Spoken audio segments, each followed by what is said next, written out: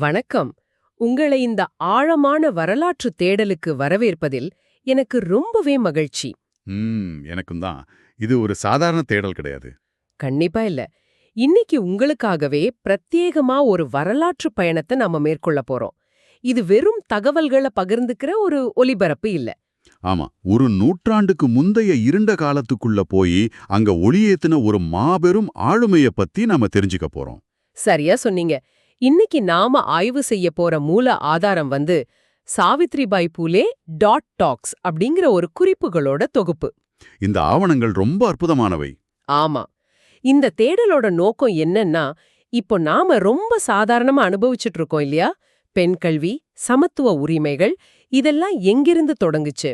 அதற்கான விதைகளை 19ஆம் நூற்றாண்டிலேயே தூவிய அந்த மாபெரும் சக்தி யார் அப்படிங்கிறது தான்.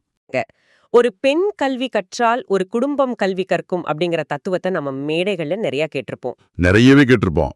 ஆனா அத வெறும் வார்த்தையா இல்லாம வாழ்ந்து காட்டிய முதல் பெண் ஆசிரியர் சாவித்ரிபாய் புலே தான். அவங்களோட வாழ்க்கையை தான் இன்னைக்கு நாம விரிவாக அலச போறோம். இதை நினைக்கும் போதே எனக்குள்ள ஒரு பெரிய உற்சாகம் தொற்றிக்குது. அந்த உற்சாகம் ரொம்ப நியாயமானதுதான். ஏன்னா வரலாற்றை படிக்கும்போது நாம வெறும் தேதிகளையும் பெயர்களையும் மட்டும் மனப்பாடம் பண்றதில்ல. ஆமா, அந்த மனிதர்கள் வாழ்ந்த காலத்தோட இருண்ட பக்கங்கள் எவ்வளவு கொடூரமா இருந்துச்சுன்னு பார்க்கணும். அந்த இருள அவங்க எப்படி தங்கள் ஒளியால கீழ்த்திருந்தார்கள் அப்படிங்கறத நம்ம ஆழமா புரிஞ்சுக்கணும்.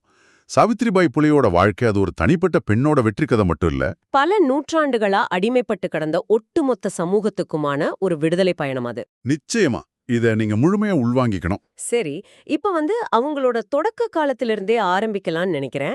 இந்த ஆய்வு குறிப்புகளை பார்க்கும்போது மராட்டிய மாநிலத்துல இருக்கிற சத்தாரா மாவட்டத்துல நைகான் அப்படிங்கிற ஒரு சின்ன கிராமத்துல அவங்க பிறந்திருக்காங்க. 1831ஆம் ஆண்டு. ஆமா, அதுவும் கல்வி வாய்ப்பு அறவே மறுக்கப்பட்ட ஒரு விவசாய குடும்பம். அந்த கால வழக்கப்படி அவங்களுக்கு வெறும் 9 வயசு இருக்கும்போதே ஜோதிராவ் பூலே அப்படிங்கிறவருக்கு திருமணம் செஞ்சு வைக்கப்படுது. 9 வயசு, அது ஒரு குழந்தை தனக்கான உலகம் என்னன்னே தெரியாம விளையாடிட்டு இருக்கிற பருவம். அந்த வயசுல ஒரு திருமணம் அப்படிங்கிறது இப்போ நமக்கு அதிர்ச்சியா இருக்கலாம். ஆனா அன்று அதுதான் வழக்கம் இல்லையா? ஆமா, அன்றைய சமூக அமைப்பு அப்படி சுருங்கி போயிருந்துச்சு.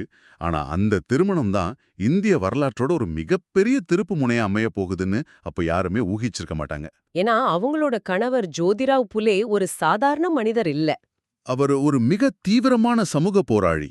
அக்காலத்துல உயர்குடியினருக்கு மட்டுமே கல்வி அப்படிங்கிற ஒரு எழுதப்படாத சட்டம் இருந்துச்சு. அத கடுமையா எதிர்த்தவர் அவர். இங்க ரொம்ப ஆச்சரியப்பட வைக்கிற விஷயம் என்னன்னா, ஜோதிராவ் புலே இத சத்தம் போட்டு வெளியில மட்டும் எதிர்க்கல. சரியா சொன்னீங்க. அந்த மாற்றத்தை தன் சொந்த வீட்டில இருந்தே, தன் அறையிலிருந்தே தொடங்கினார். அதாவது தம் மனைவிக்கே முதல்ல கல்வியை கொடுக்க ஆரம்பிச்சாருன்னு சொல்றீங்க. ஆமா, ஒரு சமூக போராளிக்கு இருக்க வேண்டிய மிக அடிப்படையான நேர்மை அதுதான். அவர் தன் மனைவியான சாவித்ரிபாய்க்கு தொடர்ந்து 4 ஆண்டுகள் வீட்டிலேயே கல்வி போதிக்கிறார். கல்வி கற்கும் உரிமையே மறுக்கப்பட்ட ஒரு சமூகத்திலிருந்து வந்த சிறுமிக்கு அவளது கணவரை ஆசிரியரா மாறி எழுத்துக்களை அறிமுகப்படுத்துறாரு. சாவித்ரிபாய் அந்த கல்வியை கற்றுத் தேர்ந்த பின்பு அவங்க 2 பேரும் இணைந்து ஒரு மாபெரும் முடிவெடுக்கிறாங்க. ஒடுக்கப்பட்ட மக்களுக்கு எந்த கல்வி திட்டம் மறுக்கப்பட்டுச்சோ அதே கல்விய ஒரு ஆயுதமா மாற்றி அவங்களுக்கு வழங்க புறப்படுறாங்க. பல நூற்றாண்டுகளா வேரூன்றி இருந்த ஒரு அதிகார அமைப்புக்கு எதிரான நேரடி போர் இது. இது கேட்கும்போதே ரொம்ப மலைப்பா இருக்கு. வீட்டுக்குள் படிச்ச ஒரு பெண் அதை அப்படியே சமூகத்துக்கு எடுத்துச் செல்ல முடிவெடுக்கிறாங்க. குறிப்புகளை பார்க்கும்போது 1847ஆம் ஆண்டுல ஒடுக்கப்பட்ட மற்றும் விதவை பெண்களுக்காக ஒரு பள்ளியை தொடங்குறாங்க. ஆமா, அதன் தொடர்ச்சியா 1848ஆம் ஆண்டு புனேவுல இருக்கிற பீடேவாடா அப்படிங்கிற இடத்துல ஒரு வரலாற்று மைல்கல் நிகழுது. இந்திய வரலாற்றிலேயே முதல் முறையா பெண் குழந்தைகளுக்கான ஒரு பள்ளி தொடங்கப்படுது. இங்க என்ன ஆச்சரியப்படுத்துற விஷயம்னா, அந்த பள்ளியில ஆரம்பத்துல இருந்த மாணவர்களோட எண்ணிக்கை வெறும் 9 பேர் தான். அந்த 9 குழந்தைகளை சேர்க்க அவங்க எவ்வளவு பெரிய போராட்டங்களை சந்திச்சிருப்பாங்கன்னு கொஞ்சம் கற்பனை செஞ்சு பாருங்க. ஒரு பெண் கல்வி கற்பதே மாபெரும் பாவான்னு நம்பப்பட்ட காலம் அது. அப்படிப்பட்ட காலத்துல 9 பெண் குழந்தைகளை வீட்டை விட்டு வெளியே அனுப்பி படிக்க வைக்க பெற்றோர்களை சம்மதிக்க வைக்கிறது சாதாரண காரியமா? அந்த பள்ளியில தான் சாவித்ரிபாய் ஆசிரியரா பணியாற்றினார். இந்தியாவின் முதல் பெண் ஆசிரியர் அவர் தான் அப்படிங்கறத இந்த குறிப்புகள் ரொம்ப தெளிவா சொல்லுது. ஆமாம். அதன் பிறகு இந்த பயணம் எப்படி விரிவடைஞ்சது? இந்த 9 குழந்தைகளோட அவங்க நின்னுடல இல்லையா? நிச்சயமாக இல்லை. அடுத்த ஆண்டு, அதாவது 1849ல அனைவருக்குமான ஒரு பள்ளியை தொடங்குறாங்க. அன்று இந்தியால தலித்துகள், பிற்படுத்தப்பட்டோர், பெண்கள் என அனைவருக்குமான எந்த பாகுபாடும் இல்லாம இயங்கிய ஒரே பள்ளி அதுதான். அந்த சூழலோட தீவிரத்தை நீங்க புரிஞ்சுக்கணும். பெண்கள் கல்வி கற்பது பாவம், கீழ்த்தட்டு மக்கள் கற்பது தடை செய்யப்பட்ட ஒண்ணு. விதவைகள் சமூகத்திலிருந்து ஒதுக்கப்பட்டு இருட்டறைகள்ல அடைக்கப்பட்டவங்க. இப்படிப்பட்ட ஒரு கொடூரமான சமூக அமைப்புல தான் இவங்க அனைவரையும் ஒரே கூரையின் கீழ் அமர வச்சு சாவித்திரிபாய் பாடம் எடுக்கறாங்க. இது சமூக அமைப்போட ஆணி வேரைய அசைச்சு பார்க்கிற செயல். இது அன்றைய ஆதிக்க சமூகம் வேடிக்கை பார்த்துட்டு இருக்குமா? அதுதான் எனக்கும் தோணுது. அவங்க இத அவ்ளோ எளிதா அனுமதிச்சிருக்க மாட்டாங்க. இத்தனை எதிர்ப்புகளுக்கு மத்தியில சாவித்திரிபாய் எப்படி தினமும் பள்ளிக்கு சென்றார்? இங்கதான் ஆவணத்துல ஒரு மனதை உலுக்கிற நிகழ்வு குறிப்பிடப்பட்டிருக்கு. ஆமா, அத படிக்கும்போதே நெஞ்சம் பதபதைக்குது. அவர் தினமும் புத்தகம் ஏந்தி பள்ளிக்கு செல்லும்போது பழமைவாதிகள் அவரை வழிமறிச்சு கேவலமா திட்டிருக்காங்க. அது மட்டும் இல்ல, அவர் மீது கற்களையும் மண்ணையும் வீசியிருக்காங்க.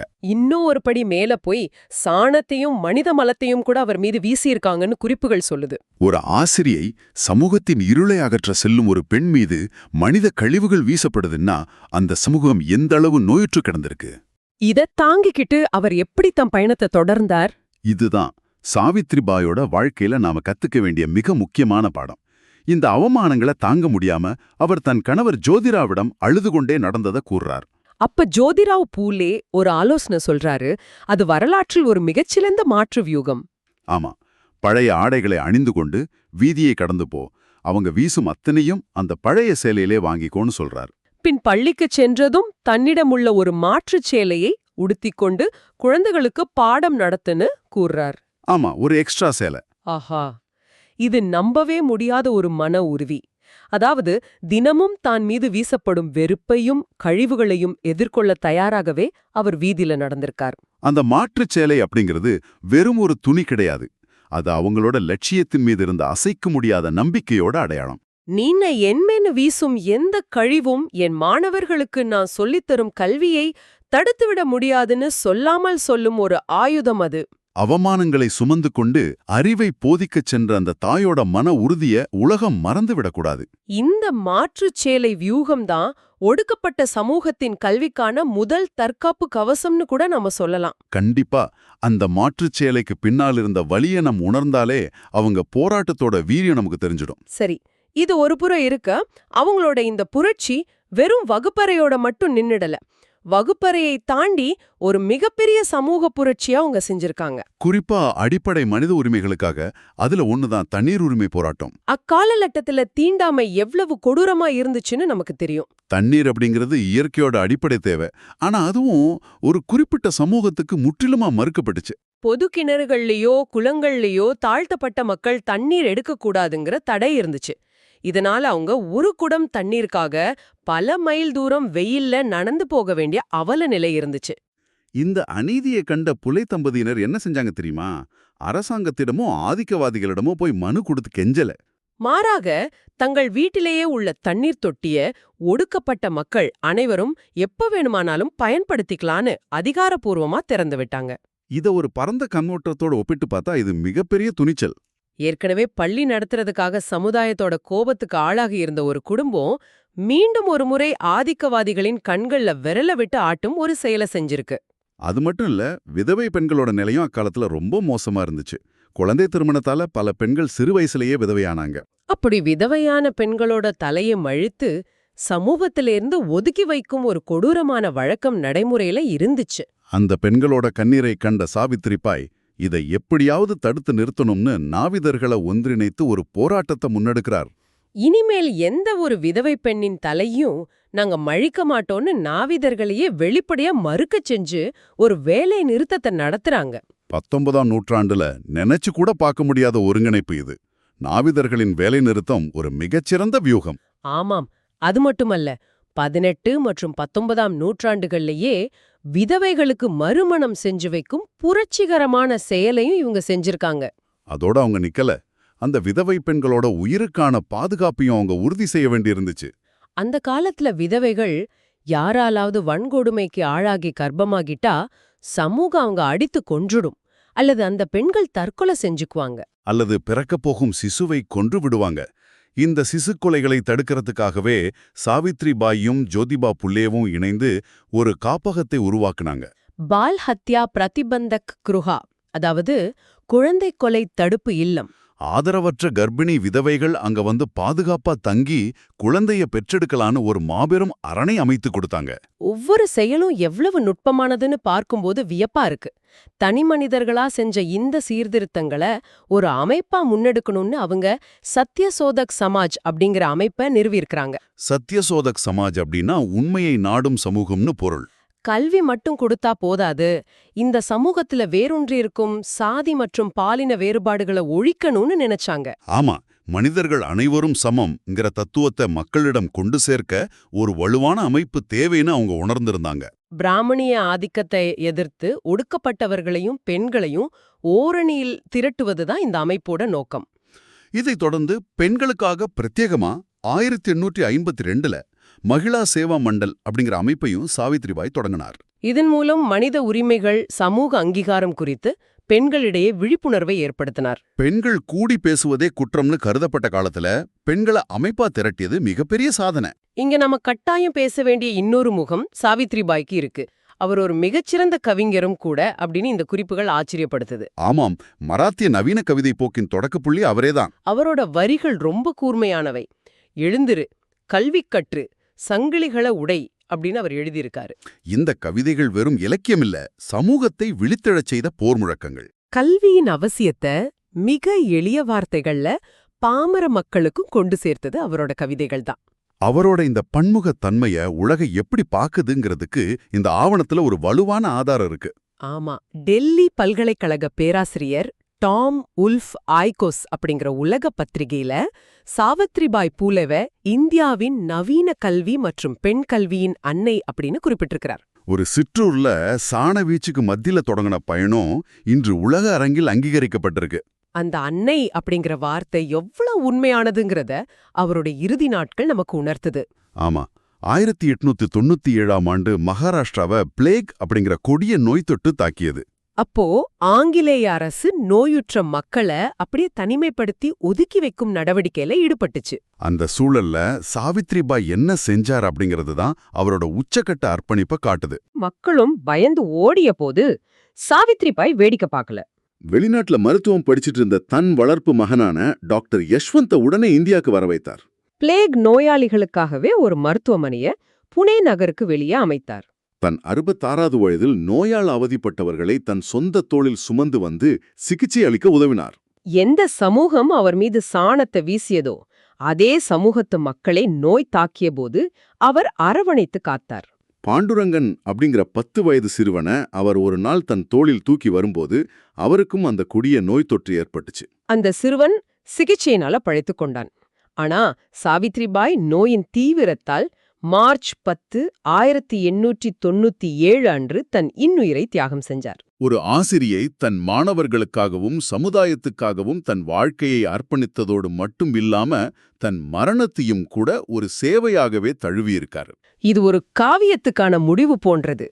எவ்வித பாகுபாடும் இல்லாத ஒரு அசல் மனிதனேயா உயிரை துறந்தார். சரி, இந்த வரலாற்றை எல்லாம் நாம இப்போ ஏன் பேசுகிறோம் அப்படின்னு இதை கேட்டுட்டு இருக்கிற உங்களுக்கு ஒரு கேள்வி எழலாம். இதெல்லாம் 100 வருஷத்துக்கு முன்னாடி நடந்தது, நான் ஏன் தெரிஞ்சுக்கணும்னு நீங்க நினைக்கலாம். இன்று உலகம் எவ்வளவோ மாறிடுச்சு. டிஜிட்டல் கல்வி, AI, ஆன்லைன் கற்றல்னு கல்வி முறை எங்கேயோ போயிடுச்சு. ஆனா நாம் ஒரு கணம் நிதானமா யோசிக்கணும். கல்வியின் உண்மையான நோக்கமான மனித சமத்துவம் இன்று முழுமையா நிலைநாட்டப்பட்டிருக்கான். நீங்க எழுப்பும் இந்த கேள்வி ரொம்ப முக்கியமானது. தொழில்நுட்பம் வளர்ந்துடுச்சு அப்படிங்கிறதுக்காக மனித சமூகம் முழுமையா வளர்ந்துடுச்சுன்னு அர்த்தம் இல்ல. இன்னும் கிராமப்புற பெண்களுக்கும் நகர்ப்புற பெண்களுக்கும் சமமான கல்வி வாய்ப்புகள் இருக்கா? பாலின பாகுபாடுகள் முழுமையா ஒழிந்துடுச்சா? இந்த கேள்விகளுக்கான விடைகள்ல தான் சாவித்ரிபாயின் தேவை இன்றும் இருக்கு. பெரியார் ஈவேராவோட பெண் விடுதலை சிந்தனைகள் மற்றும் டாக்டர் B.R. அம்பேத்கரோட கற்பி ஒன்று சேர் புரட்சி செய் அப்படிங்கிற முழக்கங்கள் சாவித்ரிபாயோட போராட்டத்தோடு எப்படி ஒத்துப்போகுதுன்னு நம்ம கவனிக்கணும். இவங்க அனைவரின் இலக்கும் ஒண்ணுதான், சமத்துவ சமுதாயத்தை உருவாக்குவது. இந்த மாபெரும் தியாகங்களை இந்தியாவும் மெல்ல மெல்ல அங்கீகரிச்சு வருது. 2014ஆம் ஆண்டு பூனே பல்கலைக்கழகம் சாவித்ரிபாய் புலே பூனே பல்கலைக்கழகம்னு பெயர் மாற்றப்பட்டுச்சு. இந்திய அரசு ஒரு நினைவு அஞ்சல் தலையை வெளியிட்டது.